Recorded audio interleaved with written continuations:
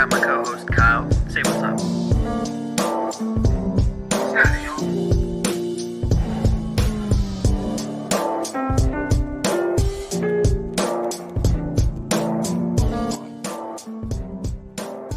Let's get this shit going, baby. How was your Christmas, bro? It was great. How was yours? It was phenomenal. What's going on, y'all? It's another day on the Day One podcast. I'm your co-host, Anthony. I got my co-host, Kyle. Say what's up. What's happening? Oh, man. We got a show for y'all today. But before we get into everything, drop a like, subscribe, drop a comment for the Noti gang in the building. Let us know what you want us to talk about. Doesn't have to be what we are talking about tonight. But if you all got something that you want to get off your chest, this is a safe space. So drop it in the comment section. I would call it a space. I would call it that. I'm putting everybody on blast in the comments if they say some foolishness. That is not happening. Yeah. Hey, Everybody and getting grilled in a the little comments. announcement. We got a video coming out. We're going to talk about Russell Wilson tonight, but just to let y'all know, we got a standalone vid coming out this weekend about it. So keep your eyes peeled for that. And yeah, let's get into it, dude. Yeah, dude. Lots to talk about. At the beginning, I think we should go ahead and make our Jets Cleveland picks, just because we don't want to miss doing that and end up being late. So let's take a look. Okay. All right. Jets going into Cleveland. Plus 7.5 dogs. The Joe Flacco, Elijah Moore revenge game. Hell yeah. Listen, the Jets wrote Joe Flacco off, and he ain't right back. Mm-hmm. Now, if I would have known he was going to be playing like this off the couch, bro, I would have been giving him the bag. Like, yo, come play for the Jets. You know the system. You know the quarterback room. You know the coach. Let's just play. Like, get him on the team. As soon as Rodgers went down, that's the first call I'm making. Flacco. Yeah. And he reached out to the Jets about, hey, I understand y'all are in need of a quarterback. Mm-hmm. I have my services available. And they said, fuck you. No. We don't want you. Yeah, he pulled the Kaepernick and started writing letters. Yeah. Yeah. And lo and behold, Joe Flacco ends up on the Cleveland Browns, and they are primed for what could be a magical run at a Super Bowl. Yeah, dude. It's amazing what Cleveland's doing right now with Flacco. And I think I don't even know what to think about it, because they've lost Nick Chubb, right? They don't have much at receiver outside of Amari Cooper. David Njoku's fine. The offensive line's good. I don't know how you feel about Kevin Stefanski, but I'm not a huge fan. Look, he's done a phenomenal job this year, though. You got to give him credit. He has. I think, we have these conversations about Coach of the Year. Mm-hmm. He's got to be in that conversation. To be on Joe Flacco, who is on the couch with his kids at the beginning of the year, for him to be balling like he is. Yep. Like, that's insane. And for them to be in the position that they are in the AFC is just even more ridiculous. And you got to tip your cap to the job he's done. Yeah. Even if you don't like him as like a person. Yeah, and it's crazy that like they're still not dead in the division. I still think the Ravens get it, especially if obviously the Ravens will if they win this week. But they're not out of it. They are not out of it. No, Cleveland, they're well alive. The Ravens can very well lose this week against Miami. So the door's still open. 7.5 points, dude. This is going to be an under game. For sure. No Amari Cooper for the Browns. No Aaron Rodgers for the Jets. Yep, no Aaron Rodgers or Zach Wilson. Trevor Siemian is starting. Trevor Seaman, bro. Yeah. This is an all-out defensive affair. Because it's a defensive the defensive affair, I'm taking the Jets at plus 7.5, just because I don't think the score is going to be high enough for Cleveland to get up 8 points. Yeah, dude. Man, I don't know. The Browns could very well force a crap ton of turnovers. You know, give me the Browns. Give me the Browns. I'm standing on business. Joe Flacco putting the Jets in a body bag. And their defense cooking on Trevor Seaman. You just can't let me have one. You can't let me have Bro, I've seen Trevor Siemian play football, and I just have no faith, bro. With your offensive line, y'all just imagine what Myles Garrett is going to do in approximately 25 minutes to that offensive line. Yeah. I'm putting the over-under sack line at 8.5. Yeah. I wouldn't be surprised if this is a cover, but the Browns win. I think the Browns are going to win this game. Yeah, me too. Having Amari Cooper out sucks, but you got Elijah Moore. Jerome Ford has been incredible in Nick Chubb's absence. David Njoku's coming on. So, I mean, you still got some guys, but, I mean, I feel like that defense is just going to carry the Browns tonight. Yeah, you're probably right. Mm-hmm. We'll see. We'll see. Bro. Jets eliminated, so we're not really playing for anything. We need a draft pick. So right. So y'all are in tank mode. Yeah, we are. All right. You got Browns. I got Jets. Cool. So we need to have a dialogue about the MVP this season. So yes, we do. in my opinion, I don't think anybody deserves it. I agree. I think you just call it a no go and No just contest. wait till next year. Yeah, just give somebody 2 trophies next year. Yeah. Yeah, I don't know, dude. I mean, you look at some of the candidates even from 3 weeks ago. You got a guy like Jalen Hurts has been turnover prone. Eagles haven't looked great. Dak had his one 86-yard game last week against the Bills. Mm-hmm. Let's see who else is out there. Brock Purdy just had a 4-pick game in a loss. 5-pick game. 5 picks. Get it right. 5-pick game. The only quarterback that's been really, really good pretty much all year is Lamar, but he just doesn't have the counting stats. Yeah. Even if you go total yardage, he's just not there. Yeah. Mm-hmm. Here's a fun little stat for you. Baker Mayfield has more passing yards than Lamar has passing yards and rushing yards combined. Damn. So what? Baker Mayfield should just be MVP now? What were we talking about? I think so. No, I don't think so. No. But my question is to you: do you think a non-quarterback can win it this year? Realistically, at this point, yeah. I mean, after watching that Niners game, for me, it's got to come down between 2 guys, and I think that's A, Lamar Jackson, and B, Christian McCaffrey. Reason being, Lamar Jackson was like you said, he's been the most consistent quarterback all year. He was by far the best player on the field Monday night. No question about it. And he's been doing his thing. I mean, the Ravens are looking to lock up the 1 seed, and take them places that he's never been. So, I mean, I wouldn't mind giving it to Lamar. Christian McCaffrey, he is the most valuable player on the Niners. Hands down, no question about it. I don't care about Nick Bosa. I don't care about Trent Williams. I don't care about Purdy or Debo. They go as Christian McCaffrey goes. And that game against the Ravens was a microcosm of it. We saw that they weren't able to get things going. They struggled.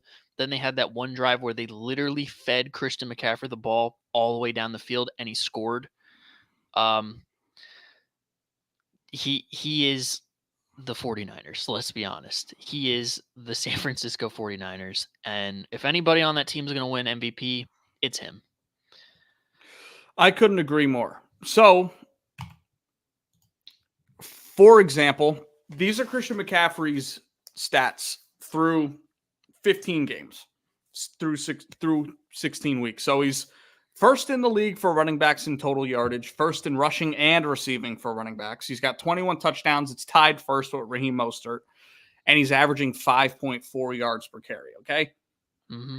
The player on the right, this is a season from over 20 years ago, okay? If you look at the stats, total yards, this is a full 16-game spread. So McCaffrey's already got more rushing yards. He's not close in receiving yards, but total yardage is close.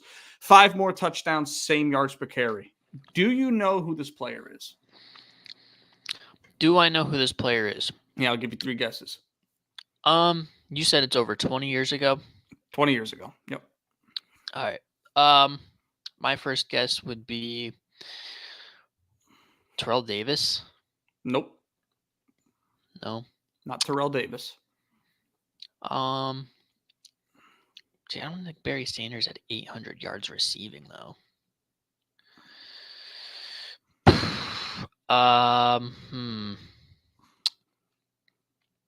Emmitt Smith. Nope. Am I hot or cold? Last guess. Sort of same time period. Sort of same time period. Sort of close. Before them or after? After Emmitt Smith was good. Let's say that. After he was good.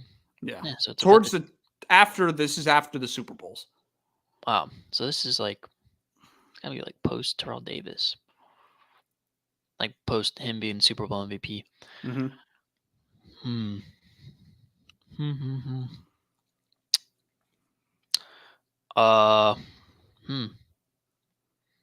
gonna get this. Hold on. Yep. One more guess.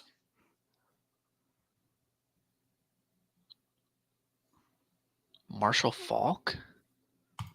Correct. Yes. Let's go. So on the right, that's Marshall Faulk's MVP season in the year 2000. That was a show on turf. Greatest show on turf with the Rams. Kurt Warner, Torrey Holt, who's up for Hall of Fame as a finalist this year, and Isaac Bruce. So, dude, these numbers are close. Yeah. Christian McCaffrey's got 2 games left. I would bet money he reaches that total yardage mark, and I doubt he ends with less than 23 touchdowns. Yeah. So it's definitely on the table. Yeah, especially at this point. I mean, looking at the quarterback play, yeah, we were kind of laughing at this like 6 to 8 weeks ago, but now that we're here, it is a genuine possibility that we could see a non-QB win. Yeah, I would think that C-Mac pretty much has it locked right now. Like, I feel like people are giving Lamar a lot of love because he came off a big win in a game that he threw for barely 200 yards and a pick. I don't have that much. Don't forget about the 2 touchdowns, bro. 2 touchdowns, but I mean, like, bro, I broke don't that up see here it. and said 200 yards and a pick. Like, Yeah, he 200 throw yards 2 and a pick. touchdowns. He threw 2 touchdowns. He did. The counting numbers aren't there for me. And honestly, how much do we really believe Lamar moving forward?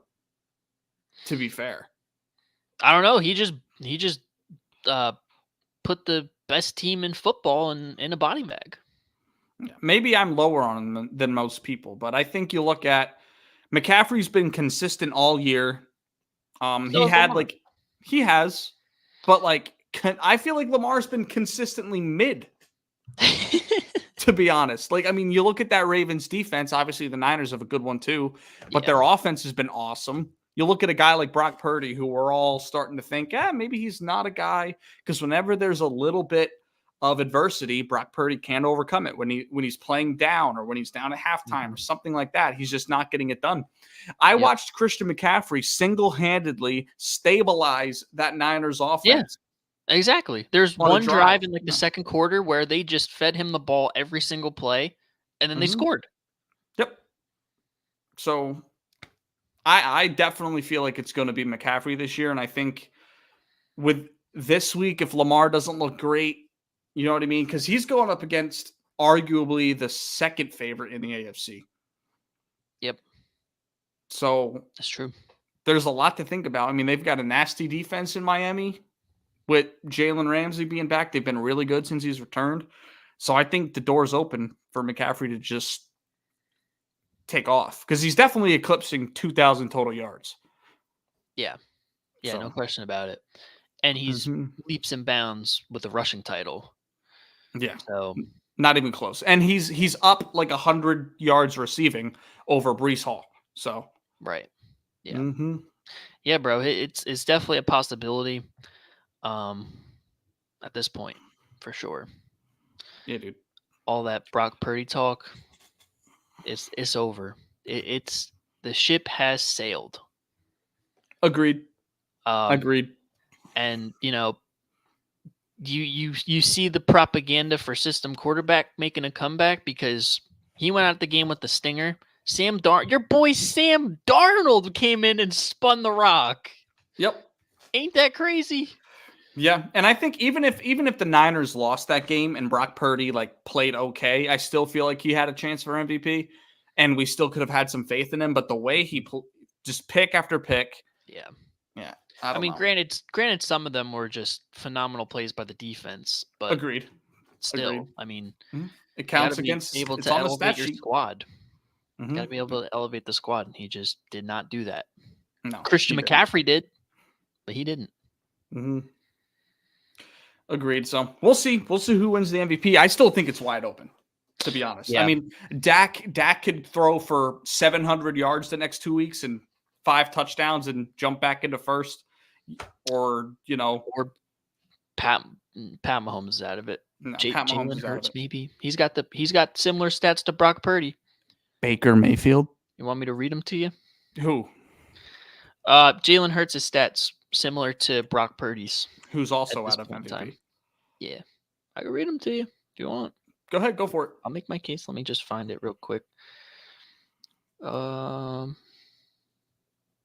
don't feel like Jalen should belong in it. If I could find it. Where the heck is it? I just feel like the narrative is so down on the Eagles right now that he just isn't in the running. Even if he plays great the next 2 weeks. Yeah, I mean, that's true. But again, I mean, hey, his stats are... Here we go. Both teams, 11-4. Total yards, Brock Purdy, 4,190. Jalen Hurts, 4,212. Total touchdowns, Brock Purdy, 31. Jalen Hurts, 35. Which includes rushing. Yep. Interceptions, Brock Purdy, 11. Jalen, 13. And then, it's funny, game-winning drives is a stat on here. Brock Purdy, 0. Jalen Hurts, 4. To be fair to the Niners, though, they haven't needed a game-winning drive most of the year because they've been blowing people out. So that's a little misleading.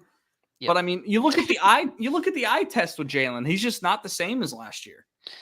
Yeah, and again, I like we said on the show last week. A lot of it has to do with the coaching and the scheme around him right now. It's just not set up for success. I mean, you look at some of these calls on like 3rd and long, and they're sending a 0 blitz, and we're just running 4 verticals. Like, what is he supposed to do?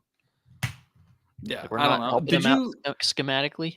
But did you see that tweet of Jalen Hurts' like passing chart for like for last week? It was ridiculous. Like it was only four different spots on the field, and that's it. It's fucking stupid. Like one pass over the middle for a touchdown, and then you look at it last year, and it's all over the map. Yeah. Like what? Like, bro, the outs, the bubble screens, the verticals are not it. We have dudes that can go over the middle. Where's the slants? Yeah, throw in a post. Throw in a post. Bro, just have the tight end sit in the middle of the field. Dallas Goedert's a top 5 tight end. Feed him in the middle of the field. Just boop, 5-yard boop.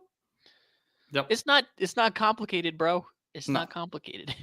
We'll get into all that when we talk about the Eagles game and all that. But still, yeah, bro, this MVP race is far from over. It is. Speaking of MVP, former Super Bowl MVP. I lied. He wasn't a Super Bowl MVP. But anyways, Malcolm Smith was that the was MVP Malcolm of that Smith. Super Bowl. He was the MVP. I bet you we could have 10 people comment different names about who is the Super Bowl MVP when the Seahawks beat the Broncos. Nobody's saying Malcolm Smith. You might get Except some for me. Cam Chancellors, might get some Earl Thomases, Might get a couple. Well, Russell Wilson, maybe some Marshawn Lynch's. maybe. But definitely not that boy Malcolm Smith. Maybe an Definitely not. occasional Doug Baldwin. Was he on that team? He was. Oh. Yep, and Javon Curse. Or Michael Bennett. Michael Bennett. Michael Bennett was a player. Uh-huh. Yep. Former Eagle. But anyways, Russell Wilson got done dirty, bro. It wasn't good. Yeah. No. So if you've been living under a rock, we're not going to get too much into it because we have a standalone video coming out probably Saturday. So make sure you have post notifications on. Russell Wilson was benched by the Denver Broncos for these last 2 weeks to save them money, basically.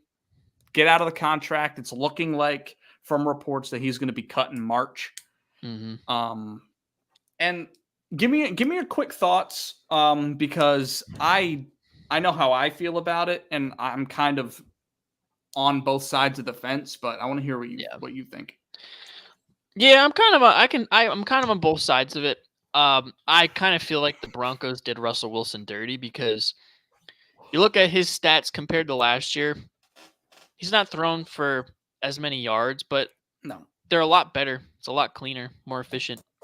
He's definitely had a rebound year. Yeah, I just it's the tough part of the business where, you're the Denver Broncos.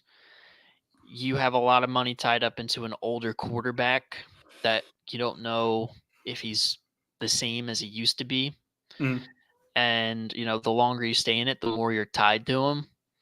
And them just trying to get out to maintain the flexibility to keep the team around. I mean, for crying out loud, we have like the next Tom Brady come out of every single NFL draft this year. So, I mean, they can get a young guy, develop him. But the problem with the Broncos is since Peyton Manning left, they haven't had a guy to, be there and develop and be the guy.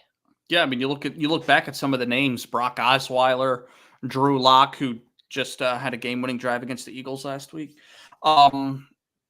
Trevor Siemian, Joe Flacco, both of our Thursday night football quarterbacks. Yeah, they've had some gross quarterback options. I believe KJ Hamler played a game at quarterback. He did not. No, who was the COVID quarterback for them? Man, I saw this. Literally saw this. Philip Lindsay started the game, had 4 snaps, and then that dude that you're thinking of came in, I think. Yeah. So they've had everybody under the sun, and obviously last year was really bad for Russ. I'm strictly putting that on Matt Hackett. Like probably 80% of the blame should go on Matt Hackett, especially when you look at this Jets offense this season. Granted, Jets haven't had a quarterback, but that's a conversation for another day. They'll have him next year. They will, and we'll really see. But Russ has definitely picked his shit up this season, and the Broncos are better. They're not where I think part of it has to do, obviously, the contract, and I still don't think he's playing to what the contract's worth. Yeah, that is true. I mean, he's playing better, but it's still not to the level of like Seattle Russ. You know what I mean? It's like, not he's Seattle carrying Russ. this team. No, but and honestly, good. When the Seahawks were most successful with Russ, it was running game at defense. So, towards the end of his Seattle run was when he was carrying them. But I don't like that this is a reoccurring thing in sports where a guy's making a shit ton of money that he earned previously, and now he's not playing as well. We're gonna get off that money. I get it, but it's the tough part of the business that as a team, you got to be able to be flexible, but at the same time, you're a player that earned this money. And obviously you're not playing worthy of that because, you expounded all of your ability trying to get that bag. And now you got it. And now it's like, oh, well, you're not playing that great. You know what? We're just going to avoid that whole thing. It's a double-edged sword in my opinion. And it's It's a shame for, a stand-up guy like Russell Wilson to be caught in the middle of it. Mm-hmm. Thank God we don't have to hear Broncos country. Let's ride. It's going to be an $86 million dead cap hit next season. That's over a third of the books. Listen, if they got a guy like Howie Roseman that can move off of 121 million in Carson Wentz, it ain't gonna be that big of a deal. Yeah, but I don't think the cap hit was as big for Carson. This is like the biggest cap hit ever. Yeah. Well, at the time, his was the biggest cap hit ever. Yeah. This is going to be. I forget what the number was exactly, but it was like a substantial amount of our cap. But hey, it is what it is. That's just the tough part about the business, and like you said, it's kind of a bad precedent to set, for future guys. Like, if they're just not playing up to snuff, that these teams can just no more money. You know what I mean? And if they didn't bring in such a win now coach in Sean Payton, I don't think this happens to him, because we've seen guys play bad and play out their contracts, or at least till that last year. Like, this is the first year of his extension. So like, yeah. What do you say? You want to hear my top 5 destinations for Russ on a lighter note? Because I think these 5 places could be pretty fun. Yeah, bro. I mean, what's next for Russ? So let's hear it. And I went realistic options. I didn't go just ones that they'd have to do this and this. These are realistic spots. So number 5, I have Washington. Okay. Depending on who comes in as head coach, if it's Eric Bieniemy, I feel like he's seen enough of Sam Howell. Sam Howell can throw for a lot of yards, but you know what I mean? When the rubber meets the road, he just can't overcome adversity. Like we've seen this year, he's had multiple games with 3 picks. And it just hasn't been pretty in Washington. Like you look at the counting stats, you're like, oh, well, maybe.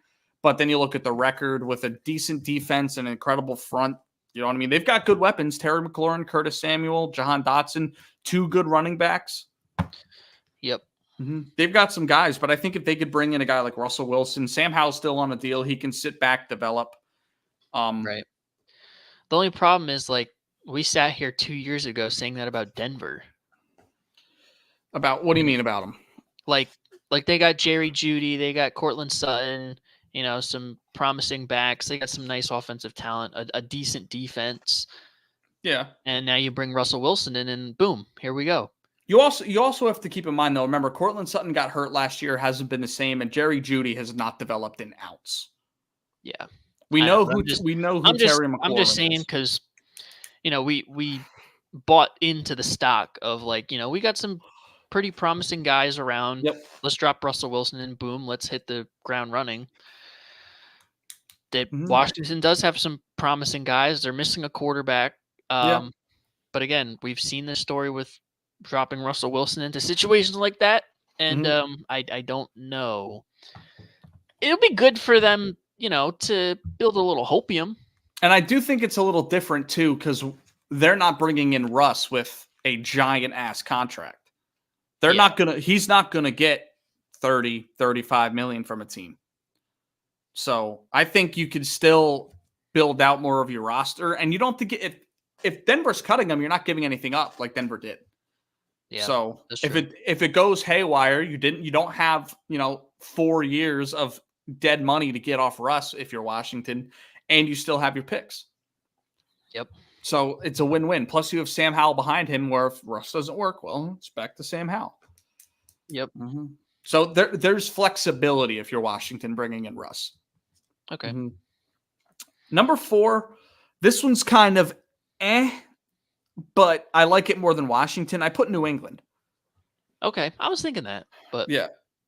Let me hear. New England has a bad quarterback problem. They have 2 quarterbacks that both can't play. Mac Jones is done, I think. Bailey Zappi is clearly not the savior. And they're not. I don't know if they're going to take Drake May. They don't seem like a team to me that's going to take a quarterback as a high pick. I mean, you look at the history; they haven't had a high pick, but at the same time, you know what I mean. Right. they're still in the mindset of we can get something later on down the draft. I want to draft a defensive player in the first round. That's New England. So I feel like if you bring in Russ on a somewhat cheaper deal than, what he expects to get, I assume, you'll be able to keep your picks. Again, you might be able to move out of 2, get more capital or get some players, whatever you want to do. And I think they'll be set up for success because I don't think Bill Belichick's going to be there. So it's not really up to him. Right. And you never know. I mean, whoever the new coach is, whoever the new GM is that they bring in, they might want to draft a quarterback at 2. Yep. So, I mean, anything's on the table, but they're definitely a place that needs a quarterback. And I think the overall roster is better in New England. So that's why I put them above Washington. Worst division, I think, than the NFC East. Yeah. So, yeah, New England at 4. Okay. These 3, I think you can put them any which way, but I put Minnesota at 3. Okay. That'd be interesting. Him and Justin Jefferson. Yeah, Josh Dobbs probably isn't coming back. Kirk Cousins coming off of Achilles surgery last year of his deal. I'm not sure if they're going to bring him back. They're too good to draft a quarterback. So I think might honestly be the place for Russell Wilson. They may be until you hear my other 2 places. I think you think that now, but these other 2 places are pretty cool. But yeah, they have everything in place. They got Jordan Addison, they've got Justin Jefferson, TJ Hawkinson. We know Russ likes his tight ends, and you have subpar running backs, but you can fix that in the draft. They need defensive help big time. They're aging in the secondary, but again, you're not giving up picks to get Russ, so you can draft around him. Yep. And let's not act like Russ is old. He's 31. No, he's not. Yeah, he's 35. He's 35? Yes. Russ is 35? Google him, bro. I'm not Googling that, man. I'll Google him right now. I'll let you know. I'm not Googling it. I went through this, bro. But again, my point, Russ is not going to cost as much as Kirk Cousins, I think. Yeah. Yep. November 29th, 1988. Bro is 35. Bro is old. Bro is That's old. what I'm saying, bro. But then again, Minnesota might look at it as look, we've got 2 really good receivers. We got a top-tier tight end. They're going to retool the defense. They might think they have a chance to compete in that division. Right. And they might think the way the Jets did about Aaron Rodgers, granted, dude is super old, but he might have another 2 to 3 years left in the tank before it all goes down the cliff. Yeah, and I think Russ is definitely going to get some attraction because he's having a solid. Last year was an outlier year. Yeah. So I still think there's a little bit of motivation to bring in Russ, especially if you're not giving anything up. Yep. So Minnesota 3. Right. Number 2, Pittsburgh. I like Russ to Pittsburgh. You look at the weapons, Deontay Johnson, George Pickens. They have nothing at quarterback. Say what you want about Kenny Pickett if you're a Steelers fan watching this. I don't care. I don't respect your opinion. Damn. They've got 2 really good running backs, little thunder and lightning out there with Jalen Warren and Najee Harris. And you look at that defense. The defense is the reason they're winning games. They're 10-5 right now. They're not going to be in place for a quarterback, even though they need one. Same thing with the Vikings. But the Steelers are a better roster than the Vikings. And they'll be bringing in a new offensive coordinator next season. Uh-huh. So, yeah, dude, I really like the Steelers. Yeah, it's an intriguing option. My whole thing is I just don't know if it fits the timeline. Because they're kind of like in a youth movement. I don't know if Russ fits that timeline. A little, but they may look at it as listen, we won 10 games with bad quarterback play. Yeah. We get in a guy like Russ who can game manage at this point in his career. They have the weapons. Right. So, yeah. I mean, who knows? But again, I don't know if it fits their timeline, but hey, that would be quite a fun. Can we see Russell Wilson in a black and yellow Steelers uniform though? Could we see Tom Brady in a Tampa Bay Bucks uniform? I don't know. You never know, dude. Yeah. At the end of the day, it's whoever's offering him the money. Yep. So, all right. My last team, Atlanta. I love That makes sense. Russ. I love Russ to Atlanta. You look at the weapons: Bijan, Kyle Pitts, Drake London, Cordero Patterson, Tyler Alligator. Tyler Alligator. Algier. Yep. And they've got a good defense. Like this, the Yeah. Falcons defense has been so bad since Matt Ryan left, and now they finally pieced it back together, bringing in Jesse Bates this season and making draft picks. Calais AJ Campbell's there. AJ Terrell is still an underrated corner. Yep. And they may have a new coach, and they'll probably have a new offensive coordinator, and it's not going to be the Atlanta Falcons offense this year has been running as picture them like this. The Falcons are what the Golden State Warriors would have been if they ran their offense through Festus Ezeli instead of the Splash Bros. That's what the Falcons have been this season. Oh my God. And for me as an Eagles fan to think like we have it so bad and just look at how Atlanta's operating, it's like, well, I mean, it could be worse. Yeah, it could be worse. We could not be getting Bijan the ball or not be getting, Kyle Pitts the ball. Yeah. So I think they're going to be bringing in new offensive pieces. Again, they're going to be too good. They have the most winnable division right now. Because can Baker replicate what he's doing this year, next year? We don't know.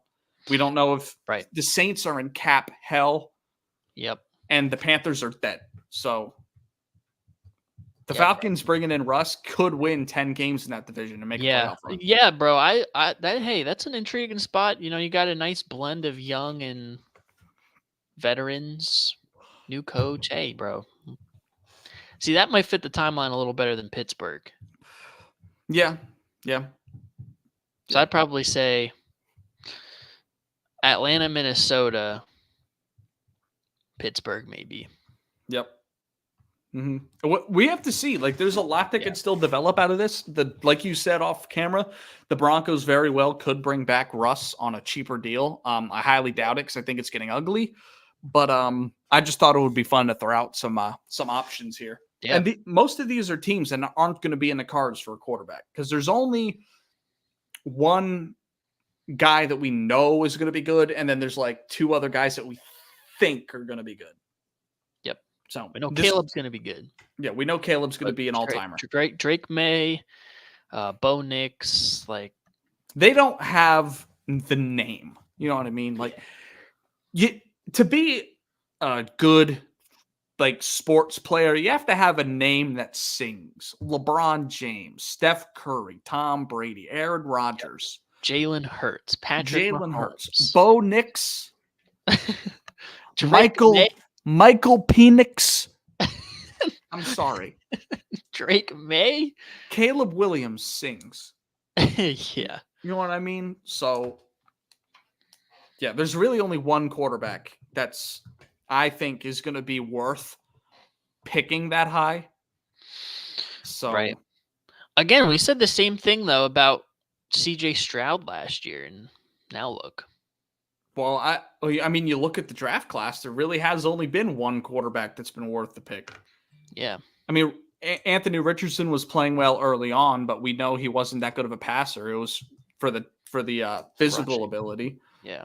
And Bryce Young's been a donut. Will Levis has had his moments, but overall hasn't won games. Right. So that's not true. He won 2 games. Yeah, but I mean, right. Yeah. He's not doing what CJ Stroud's doing. No, he's not doing what you would expect from a first-round quarterback. So, yeah, dude, those are my 5 destinations. We'll see. Let us know in the comments down below what you think. Where do you want to see Russell Wilson end up next season? Don't say retired because that's mean. Facts. Yeah. Yep. Ay, man. Poor Russ. Make sure you tune in Saturday because we're going to be posting a YouTube video, in-depth breakdown of what the hell is going on in Denver, Colorado. Indeed. Mm-hmm. So, yeah, dude. We need to have another dialogue. Okay? We need to discuss the NFC playoff race. Okay. Especially that top 3 area. Yeah. So there are 4 teams right now that can still win that 1 seed. Yep. You look at the Niners, Eagles, Cowboys, Lions. Now, I don't know off the top of my head what the remaining schedules look like. So I, I think I do. So Okay. the Niners, they play Washington this week, the Rams next week. Ooh. We play the Cardinals this week, Giants next week. We're winning out. In New York? Yeah, we're winning out. You better hope. Dallas plays Detroit and then Washington, and Detroit plays Dallas and then Minnesota. All 4 of these teams could lose a game. Yeah, bro. Like I look at the other 3. To be honest, I look at the other 3 more in the fact that I think they could lose one more game rather than the Eagles. I think the Eagles could probably squeak out the rest of the 2 wins, but I think like it depends where the Rams are with playoff implications next week. The Niners might not win. No. The Rams might be fighting for their life. Yeah. And obviously Dallas and Detroit, whoever wins that has the best chance. Like they're knocking each other out right there.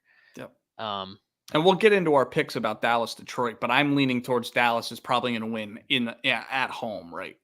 Off a loss on the road. 2 losses on the road. They win by an average of 18 points after a loss.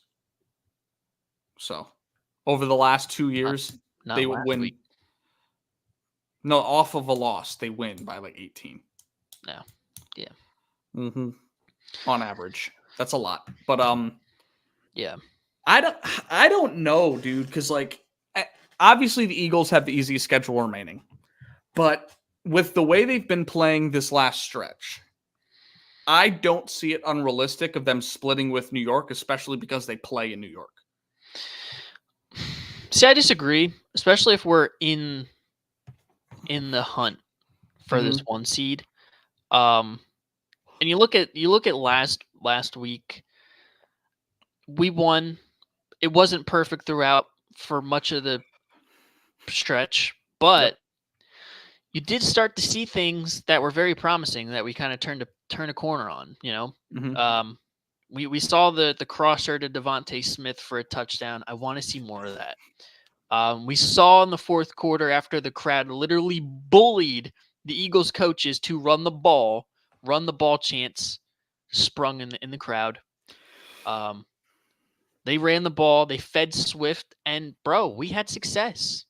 So, you know, hopefully that's something that the coaching staff looks at like, hey, we could run the ball. Let's run the ball, because we all know the identity of the team. I don't think they do, like the coaches. I think the players know the identity. I think we as fans know the identity. I just think the coaches don't want that to be their identity, when in reality, that's exactly how they're built. They're built to be a run-first, smash-mouth team. And I think you hear some of the quotes from the players, particularly Devontae Smith, talking about how he's not satisfied and we got to get this ship righted, and he thinks that they're going to. You got to have the confidence that, you know, we're going to get this figured out. And I really do think that we're going to have this figured out coming into the stretch, just by who we're playing and, you know, the things that I saw on Sunday. There's some of the things I saw were really promising. Like I said, offensively, those things, and defensively, I mean, Keely Ringo had a hell of a game. Yep. You know, I feel like the arc is starting to go back in our favor. It's not there yet, but no. I do think we can rattle off these last 2. I don't know about the others, though. Definitely Dallas and Detroit. One of them is not going to get it. Yes. Depends how Minnesota looks if Detroit wins, and if Washington's going to play spoiler for Dallas. Yep.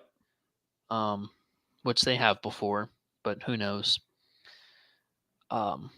But yeah, that's really my thoughts on it. I think we have the best chance to win out of the stretch. Well, I think right now, obviously San Fran should be the favorite, mainly because they have the conference record. Yeah. So if not even that, they have the tiebreaker on us. They have the tiebreaker and the conference, so they have the tiebreaker on everybody, not named Detroit. but they kind of do because they have a better conference record. Now, the interesting thing is obviously whoever wins Dallas Lions, but say the Lions win, you guys are tied with the conference record. So, and Detroit actually has a better divisional record. Mm-hmm. So you could fall, say, to if you, Detroit, and the Niners win out, it'll be Niners, Detroit, Eagles. Yeah. There's a lot of different ways it can go. But I think right now I would lean towards the Cowboys. Reason being, I don't For think them to get the 1 seed? I don't think the Niners are winning in week 18. I don't either. But I think I think the Eagles are winning out. Yeah, but if Dallas wins out too, actually doesn't matter. It doesn't matter. We have like the 6th tiebreaker on them. If we win out and Dallas wins out, we have like it's like strength of victory. Let's double check. We have on them. And then we would be the 1 seed. I'm not too sure. Well, actually, yeah, because either way, if you both win out, you guys have a game. We split conference, division, and then it goes to something else, and then strength of victory. And who do you guys play this week again? Who do you play this Arizona. week? Arizona. So we have to beat them because they are a common opponent. Yeah. You have to beat Arizona, then I don't even think it matters. Yeah. Well, here's the thing though. You guys cannot say Dallas wins out, you guys lose 1. Dallas will take it because the tiebreaker would be conference. Because Dallas, if they went out, would be 9-3. You guys would be 8-4. Yep. So there's so much shit in here, know. dude. But no, I don't think the Niners are gonna I don't think the Niners Yeah, all of these teams are in control of their own destiny. Yep. So, and I don't think it's going to be the Niners because I think the Rams are going to beat them in Week 18.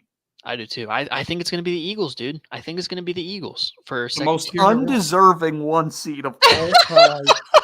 I'm going to be so pissed with the Eagles. Yo, listen, we need the number 1 seed, bro. We need it.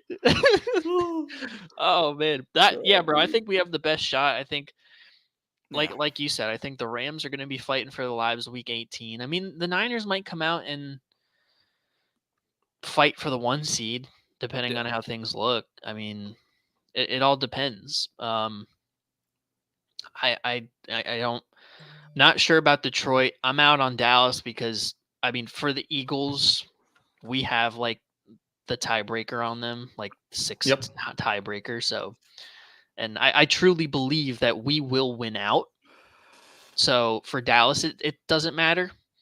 Detroit, if they lose to Dallas this week, then it doesn't matter. Then it's just us and San Fran. If San Fran loses on the last week, then hey, I got another week of stress-free football to watch as my team gets right.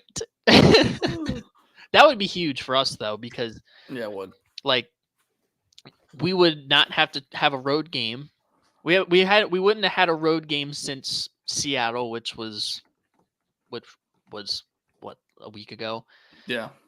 Going into the divisional, it'd be like, oh, we haven't had a road game in a month. We've been in our own bed, Same deal as what happened last year. Yep. So, yeah, bro, this is gonna be an insane race. It is. And not even just for that 1 seed, dude. That 4 seed, the NFC South, you got 3 teams alive. The Bucks play the Saints this week. If the Saints beat them, they take the jump. If the Falcons beat whoever they play, and the Bears, there's so that could change this week and then change again. I think Tampa Bay is going to clinch it this week, personally. Yeah, they clinch with a win, right? Yeah, they clinch with a win. Yeah. But Atlanta still wouldn't be out of it, and neither would New Orleans would be because they would lose to Tampa. But the Falcons wouldn't be out of it yet because the 6-7 seed's still up in the air. Yep. Yeah, every single team could move within these next 2 weeks. And I think they will. Yeah, and they probably will. Moving over to the AFC, it's a little less interesting other than that 7 seed because you have Indianapolis sitting in there right now, 8-7. Then you have Houston, Pitt, and Cincinnati, all 8-7 as well. Yep. And not to mention the 4 seeds, also 8-7, who's in the same division as the Colts, as Houston. Jacksonville. Yeah, Jacksonville. So, thoughts? Jacksonville needs to get their shit together. That's number one. This is going to be a crazy battle to the end. And don't forget about Buffalo, dude. Yeah, Buffalo's been stringing games together. I know we talk about the Josh Allen propaganda, the roller coaster, the up, down. But, dude, ever since they lost to us, bro, they've been unconscious. Yeah. And quickly turning into another one of those teams where you don't want to play them in the first round of the playoffs, and they might just run the table. Mm-hmm. So they're a team to watch. I don't know about look, the Jake Browning propaganda might be coming to it. The Linsanity run might be over. Yeah, especially with the game in Kansas City. Yeah, we'll see. And yeah, Kansas City too, bro. They're kind of fighting for their lives. Yeah, for the playoffs. You know what I mean? I think they have it. I mean, they're up 2 games against the Raiders. That's true. And Denver. They don't have the tiebreakers, but being up 2 games is huge. And they have a home game this week. Especially now, because all they got to do is win a game, and that's it. Yeah, one of the 2 games they need to win. Right. And for seeding though, they're definitely not looking the best that they always have been. But yeah, bro, it is. Whew. Mm-hmm.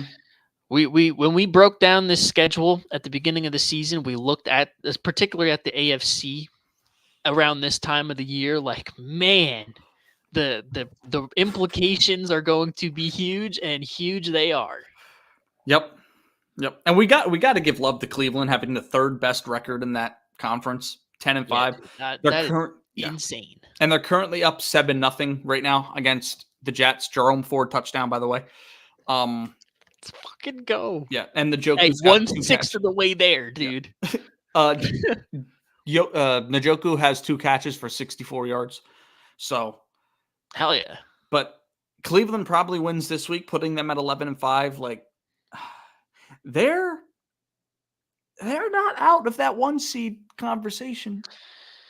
The Ravens have to beat a tough opponent in Miami this week, and then they're at home against the Steelers, divisional.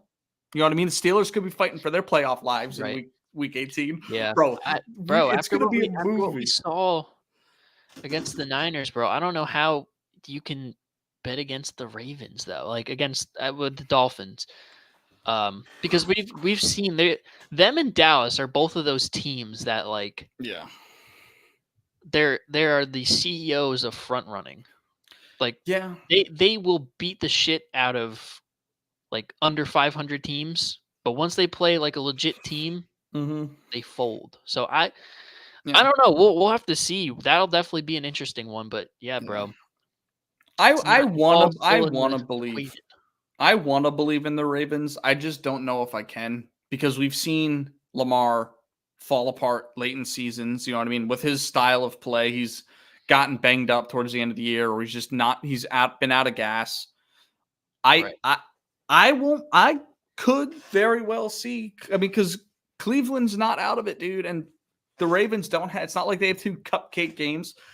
Miami's still fighting for the 1 seed, so there's a chance they beat them, and then the Steelers could be trying to make a run into the playoffs week 18. So it's not. They have 2 home games, which is good. They'll probably win one of them. Yeah, I feel like whoever wins this game between the Ravens and the Dolphins will have the 1.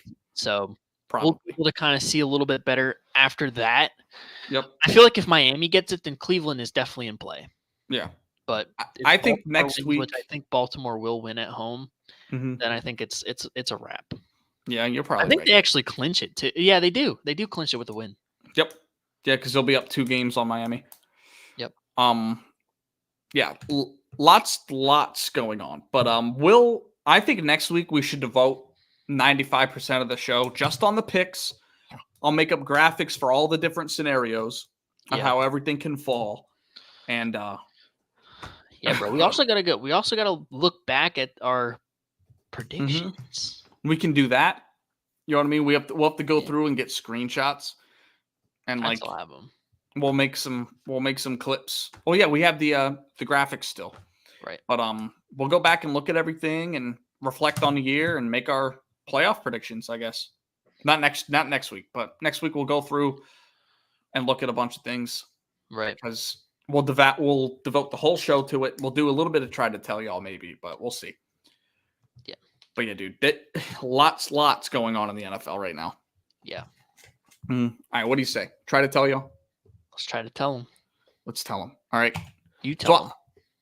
I've been trying to tell y'all about these players week in and week out. This week was especially crazy.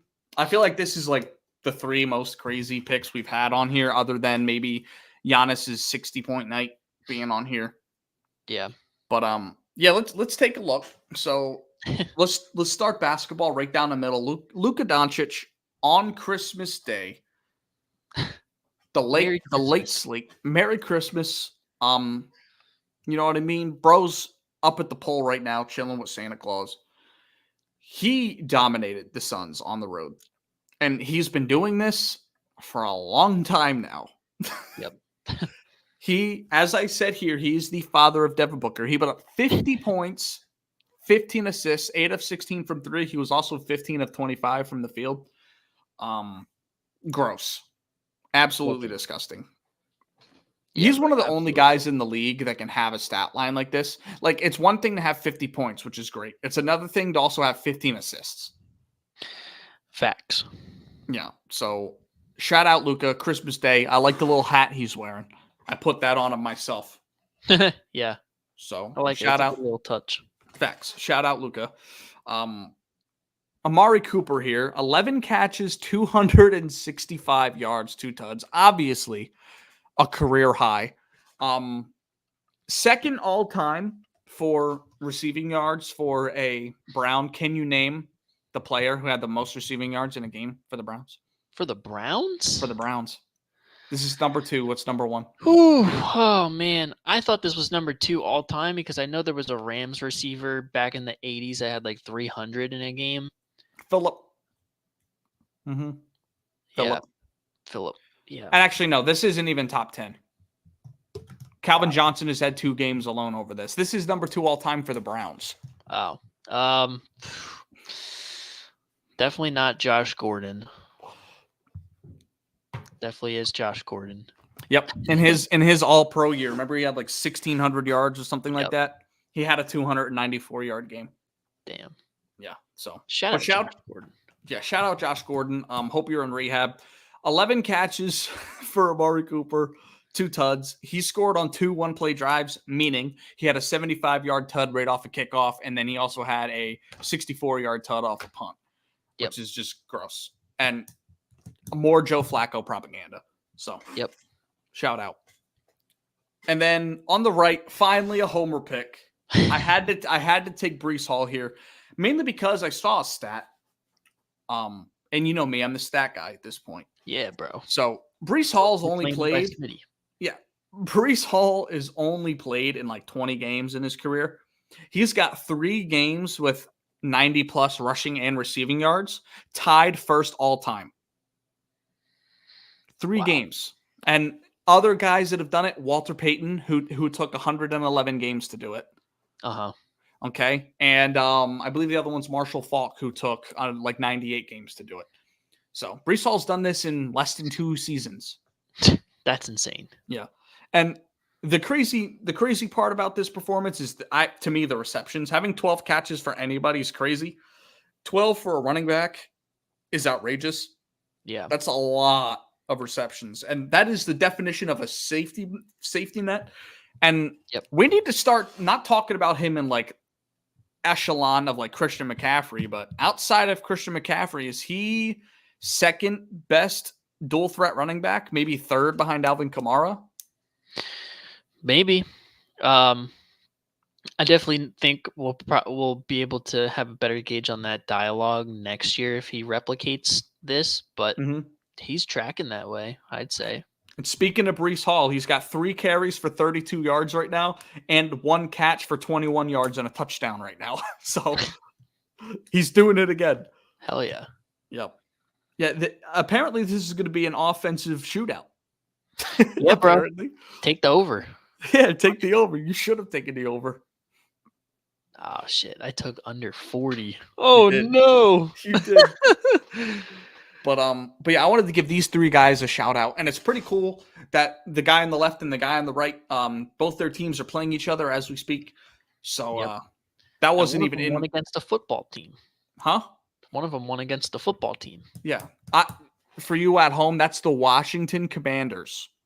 I put football team one because their team name used to be football team, and Washington Commanders didn't fit on the graphic. So yeah. But it looks good. Could've It just looks put appeasing. First Commanders. No. Because I always put city team name. So football team works. All right. Fair So yeah, enough. shout out to these guys. No honorable mentions this week because I don't really think there was that much else going on other than George Pickens, 4 catches, $195 and 2 tuds. Shout out. Yeah, bro. Had the Well, Randy Moss Randy Moss Thanksgiving Day game. stat line. Yeah, he did. Yeah, he did. Oh man.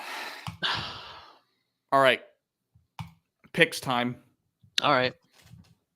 It's getting close down here to the nitty gritty of the year, bro. I'm letting you have it. It is. It is. Are we bro. gonna continue the count into the playoffs? We can. All right. Mm-hmm. Oh God, I have to cook a completely different graphic for that. Which I will. But yeah, a lot of interesting games this past week. You went 6-10. I went 8-8. I'm coming back a little bit. Don't call it a comeback. I got to Don't- lock in, bro. Yeah, don't call it a comeback. Fumbling the bag here.